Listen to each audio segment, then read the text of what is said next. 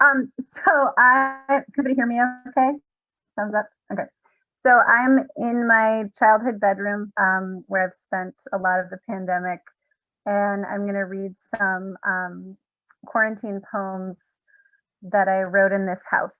So the first one is from April, from Poetry Month. Um, but then I have some that are from 2 years ago, so that's weird.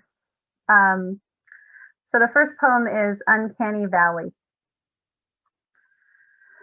I spend all day thinking of things to write about, but then at midnight I don't feel like writing. Welcome to my world, says William Carlos Williams.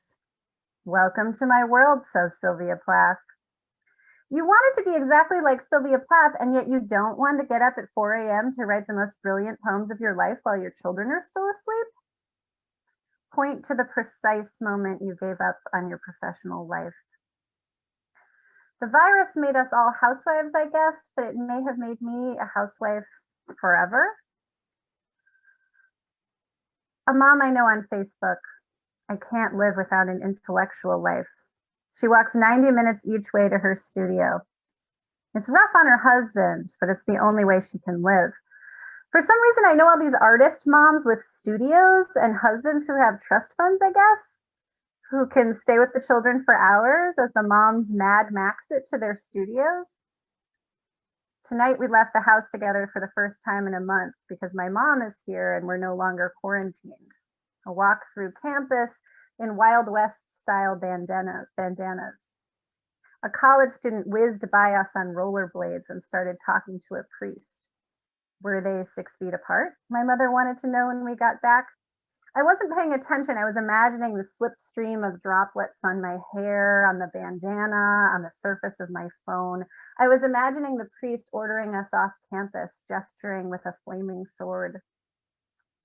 Everyone sharing that photo of the protesters pressed against a pane of glass, mouths distended in that ecstasy of anger. Remember, this is the protesters in April, guys. It was like they wanted haircuts. 10 years ago, we joked about the zombie apocalypse, about having a go bag, but we didn't think actual zombies. Opening up America again, eager baby bird mouths, the magnolia petals, pistils and stamens, miasma of pollen and droplets, our hands opening, the forced passage, the glass breaking. Every metaphor for life I find is a metaphor for death. Welcome to my world, says Sylvia Plath from the B-Box. It's eco-fascism to say we are the virus, but it was naive to say, stop pathologizing this. We are pathologized. We require pathology. It's possible that we are not the virus. On the internet, Laura says she can be a communist and long for Marianne Williamson to be empress because of negative capability. In this manuscript on my laptop, my former professor says the aesthetic is social, form is organizational, but beauty just stops and confuses you. I may not understand this correctly. Maybe the manuscript is beautiful. My escape from my mother's house and from my children was always to go to a coffee shop. Here in my hometown, somewhere beautiful, in an aspirational neighborhood, leaving the house allows you to imagine yourself otherwise. Leaving the house is social and therefore aesthetic. Leaving the house is organizational and therefore a form. Staying home is beautiful, I guess. It halts analysis. I am dumbfounded. Am I double, communist, empress? At home, I am pathological and beautiful, unheimlich. Welcome to my world, says Sylvia Plath. In the morning, I will fit a Starbucks pod into the Keurig and pull down the lever and wait. So that's my poem from April. But then speaking of Midwinter Day, 2 years ago, I participated in this project that Becca Claver organized, where we all wrote Midwinter Day poems all throughout December 22nd. Some of you might have participated in that too. And the weird thing is I was home for Christmas and I was in this house and my family had a norovirus. We had a stomach bug. And so I was rereading these Midwinter Day poems, and they're all about quarantine and trying not to get each other sick and like not being able to get away from my children. So I'm just going to read you a couple more poems about me trying not to get people sick and not being able to get away from my children. This is the morning of Midwinter Day. Jane squiggles into my brother's childhood bedroom. Paul is quarantined in mine. Is Alice awake? Baby is blessedly sleeping. I'm going to go under, she says, sleeps at the foot of the bed. Sky is gray, trees are an old copper color that only seems to happen in Rhode Island. Jane climbs up. Tomorrow's Christmas Eve. Why not? 7:59 a.m. I'm alone with these children and no one will help me. The Google Doc link begins to feel like the free babysitting I thought I'd get from my mother, the standard help I would get from my partner.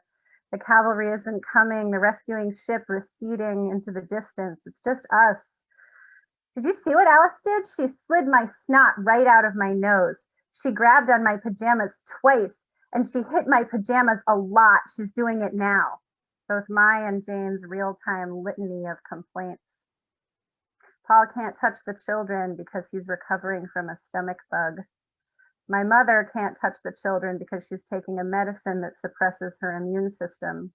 I will never get to take a shower.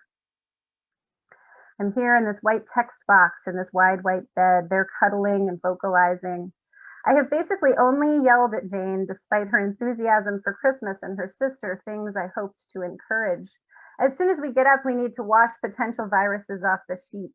Hand sanitizer is useless, the internet said. I'd still like you to use it, my mom said, terrified she will get this. I could have stayed in New York City, gone to the marathon reading, gone caroling, touched no one, of course, moved among my fellow travelers like the ghost I am right now. Again, I have ruined a nice morning by trying to document it, trying to keep too much of it for myself under this lace coverlet. And then this is the end. So there was a whole day. Night, full circle back in bed, but not the same bed, Rory and Allison having claimed that room. The first phase of Paul's quarantine ended. We're husband and wife again, but making room for the Holy Spirit. Holy night, I sang, and holy, holy, holy. And tonight, midwinter night, 2018, rocking in her plastic bedside pod, Alice learned to sing. Like real singing, pitch changes, consonants, like la-las and holy ohs. We lay here in wonder, hearing her voice that had only grunted and grumbled and lulled its liquids now and then, but mostly voweled, and in its rages ninged. For the first time tonight, midwinter night, which is really the 23rd, a very desperate shopping day, usually a frenzied mailing the cards day, but it's Sunday, so there's some space maybe. Still, it's a red and green day, not a polar blue. Reef, not star. We'll go to the mall maybe, or the newish boutiques in downtown Providence with names like What Cheer? We may have to buy new phones. The Clorox bleach spray turned my screen into a borealis, silver lakes and blues. The sky today. Paul's won't charge. We were the tooth fairy. She scrawls a self-portrait and thanks on a $1 bill. I was milk and I think music. I'm too tired. I basically accused my brother and his wife of being negligent parents in their hearing. I thought they were downstairs, and I too refuse to watch my children when someone else is around. So why did I say it? The women poets who wrote everything when the kids were asleep. Balancing the laptop on my knees, I feel the weight of this work and my eyelids swimming out of the past day, drunkenness of sleep. My poor phone and its bowl of rice. I fell asleep just then. Good night. Thank you.